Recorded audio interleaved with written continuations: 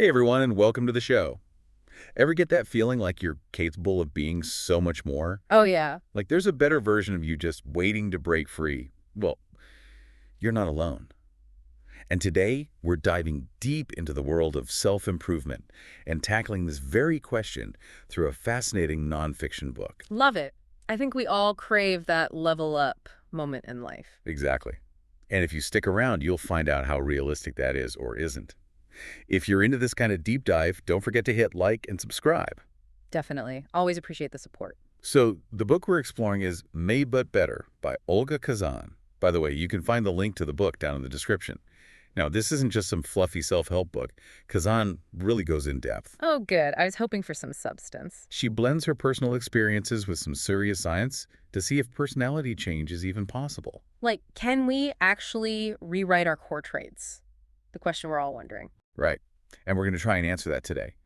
We'll be looking at Khazan's own year-long experiment, the psychological research she digs into, and insights from a bunch of experts she interviews. That sounds super comprehensive. A lot to unpack there. There is. But it's all about giving you guys a better understanding of whether we can actually change, you know, who we are at our core. I'm ready. Let's dive in. All right.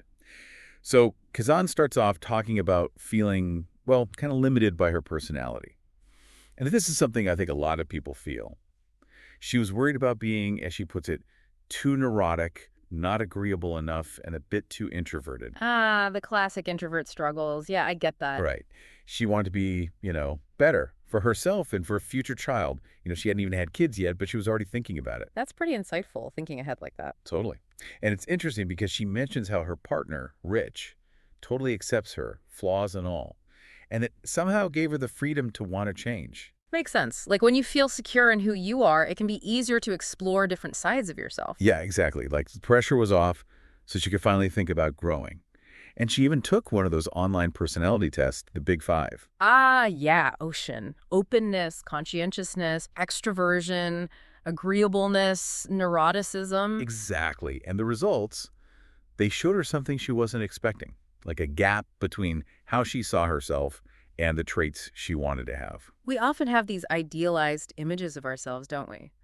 But confronting the reality can be illuminating. It can. Hmm. And that kind of set her off on this mission to see if, personality can be changed at all. She even brings up William James, like one of the big guys in early American psychology. I've heard of him. Wasn't he the one who said personality is set plaster by 30? Yeah, that's the one. And for a long time, a lot of people believe that. Like once you hit 30, boom, that's it, you're done. Oh, that's kind of a scary thought. It is. Okay. But there's a really cool twist here. What's that? Apparently, William James himself had some major personal changes later in life. Like he got married, became super successful in his career, and wrote some of his most important stuff after 40. Wait, so the guy who said personality is set like plaster, he changed? He did. It's almost like he proved himself wrong, which just shows you that even the experts can be wrong sometimes. Yeah. And our understanding of stuff, even like personality, it's always evolving. Totally. It's encouraging, actually. Definitely. So then Kazan jumps into this classic debate. Nature versus nurture. How much of our personality is genes, and how much is like our upbringing and experiences? That's the million-dollar question, isn't it? And the research suggests that about 30 to 50% comes from our genes. Mm. Which leaves a big chunk for our environment, right? Yeah, like 50 to 70% that's shaped by things like how we were raised, what happens to us, who we hang out with. That's where change is possible. Makes sense to focus on that. Exactly. And she even talks about these personality types you see everywhere, like from the Myers-Briggs. Oh, yeah, the whole introvert-extrovert thing. Right. But she points out that those types can be a bit misleading. Like, it's not as simple as fitting into a box. It's more like personality traits exist on a spectrum.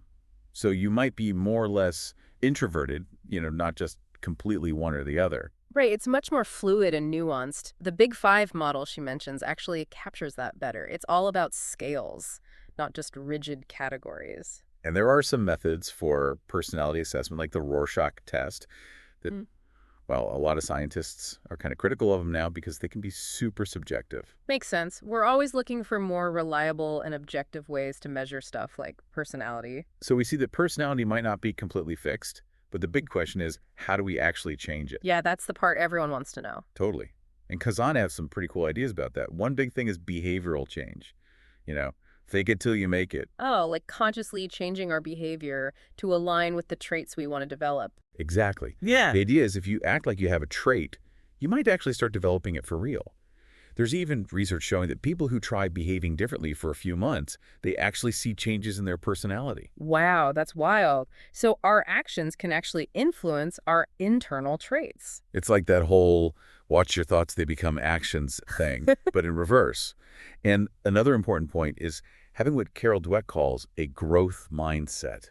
Ah, I've heard of that. Believing that you can actually change and grow, right? Yes. Instead of Yeah. thinking you're just stuck with the personality you have, it's like if you believe you can change, you're way more likely to try and actually make it happen. So much of personal development is about that belief in ourselves, that capacity for growth. It's empowering.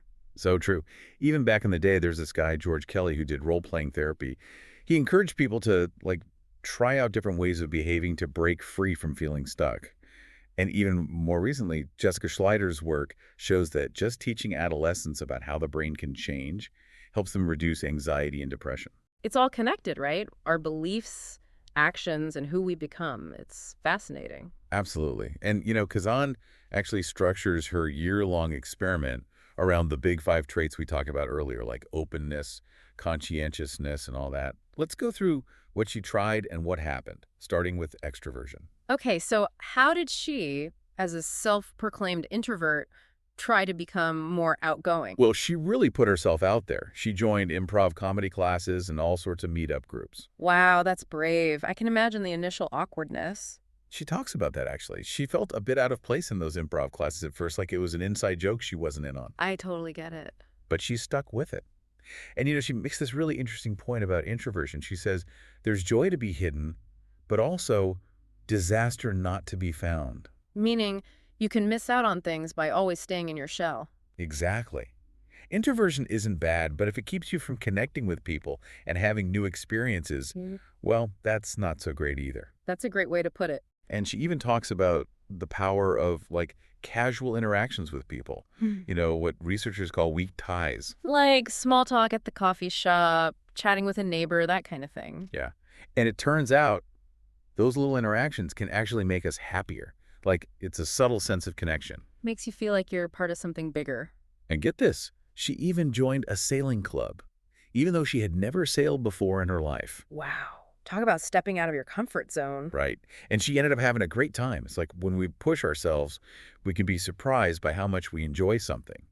And over the year, her extroversion score actually went up. No way. So she really did become more extroverted. Well, she still considers herself an introvert, but she found she actually craved social interaction more than she thought she did. That's so cool. It's not about changing who you are entirely, but maybe just expanding your range a bit. Exactly.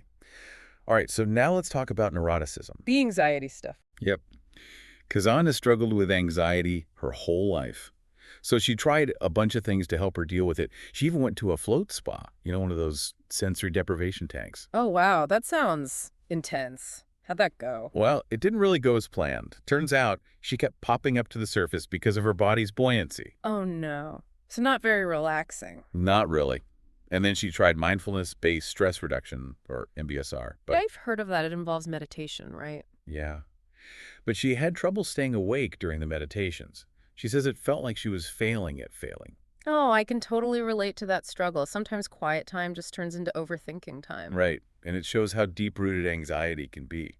It's tough to just shut it off. So did anything help her manage the anxiety? She came to realize that maybe it's not about getting rid of anxiety altogether, but more about accepting it and not letting it control her. And she had this panic attack at a baby shower. Oh, no, that's so relatable, though. Sometimes anxiety just pops up at the worst times. Right. It's like a reminder that it's still there, lurking. And she talks about these experts, Andrea Peterson and Judson Brewer. They both emphasize this idea of accepting anxiety rather than trying to fight it. I like that. It's more about learning to manage it, finding a way to coexist with it instead of trying to eliminate it entirely. Okay. Next up is openness to experience. Ah, being open to new things, trying new stuff, right? Exactly. So Kazan decided to try surfing in Costa Rica. Wow, that's pretty adventurous. Did she become a pro surfer? Well, not exactly. But she said it was amazing to be out in nature, totally focused on something physical, a nice change from her usual routine. Mm. She also got into the whole psychedelics thing like psilocybin and MDMA. Oh, interesting. Those are becoming more mainstream for therapy these days, right? Yeah. And she talks about Lori's story, this woman who had amazing results with MDMA-assisted therapy for PTSD. Like it helped her process her trauma in a way she couldn't before. But Kazan's own experience with psilocybin was, well, not quite as Oh, transformative. what happened? She basically got dizzy, had a headache, and the art on the walls looked weird. So not exactly a spiritual awakening. Nope. I guess it just shows that psychedelics aren't a magic bullet for everyone. All right, moving on to agreeableness. Ah, the getting along with others trait. And this is one where Kazan felt she could definitely improve. She even calls herself disagreeable. And she has this funny story about a text message she sent to Rich. What did it say? Clean the fucking house. No punctuation, just straight to the point. Oh, wow. Sounds like she was being pretty direct. She was. And she talks about taking an anger management class, which taught her some useful stuff about managing expectations in relationships. Always a good skill to have. Right. And then she did this workshop called Trigger Conversations in London, which was all about active listening and asking deeper questions, going beyond just small talk. I like that. We could all use a little more depth in our conversations. Totally. And through those workshops, she realized that a lot of people actually enjoy talking about meaningful stuff, more than we might think. And she even experienced this amazing sense of connection in group therapy. That makes sense. Shared experiences and vulnerability can be so powerful for building bonds. Exactly. Okay, last but not least, conscientiousness. The one about being organized, responsible, all that good stuff. Right. And this is one where Kazan already scored pretty high. So she focused on refining it, exploring things like essentialism, focusing on what's truly important, and minimalism. Hmm. She even mentions this woman, Dana, who completely transformed her life by decluttering. Decluttering can be life-changing. It's amazing how much lighter you feel when you let go of all that stuff. Totally. And she learned about episodic future thinking, which is basically imagining both the good and bad things that could happen in the future. Kind of with a motivator. Yeah, like thinking about how great it would be to achieve your goals, but also what might happen if you don't. And she Right. was also inspired by role models, people who were super conscientious and successful. Like mentors. It's always helpful to have people you admire to learn from. Definitely. And then there's this concept of accepting that we only have a limited amount of time, like embracing our 4,000 weeks, as Oliver Bookman puts it. And even though Kazan is already pretty conscientious, she still faces challenges, like the pressure of performing in that improv showcase. That's relatable. Even when we're good at something, there's always that potential for anxiety and discomfort. Right. And she found that acceptance and commitment therapy, ACT, was helpful. It's all about accepting those tough feelings, but still taking action towards what you want. It sounds like a more balanced approach than just trying to avoid discomfort altogether. Totally. So, after a whole year of trying all these things, did Kazan actually change her personality? That's the big question. Well, she noticed some real improvements. She was socializing more, sleeping better, and less angry. And even Rich, her partner, said she seemed more relaxed and easygoing. That's huge. It sounds like those efforts really paid off. They did. But it's important to remember that personality change isn't a one-time thing. It's a journey, a personal project. Like you're constantly working on yourself. It's a marathon, not a sprint. And sometimes you hit plateaus or setbacks. She has this funny story about house hunting in Florida. What happened? Oh, it's a long story. But let's just say it involved a lot of driving around and a near-death experience on a busy highway. Wow. Sounds stressful. It was. But it shows that even with all the effort, life still throws curveballs. And, Kazan realized that maybe it's not even about completely changing your personality. It's more about changing your behaviors and how you interact with the world. It's like even if you don't fundamentally change who you are on the inside, the impact you have on others can be the same, right? Exactly. And at the end of it all, she really embraced this idea of being a multifaceted person. Like, it's okay to be introverted sometimes and extroverted at others. It's okay to feel anxious sometimes and calm at others. It's about accepting all those different parts of ourselves. Totally. Yeah. And that's what makes us human.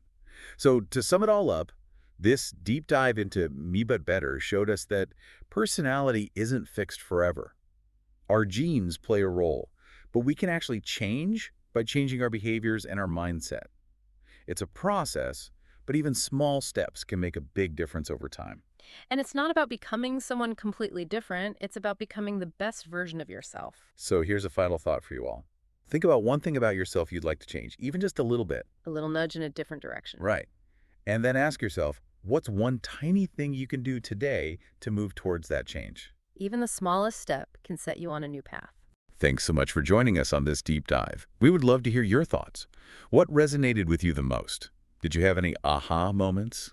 Share your favorite parts in the comments below. Yeah, let's keep the conversation going. And if you enjoyed this deep dive, don't forget to like, subscribe, and share with anyone who might find it interesting. Until next time. See you then.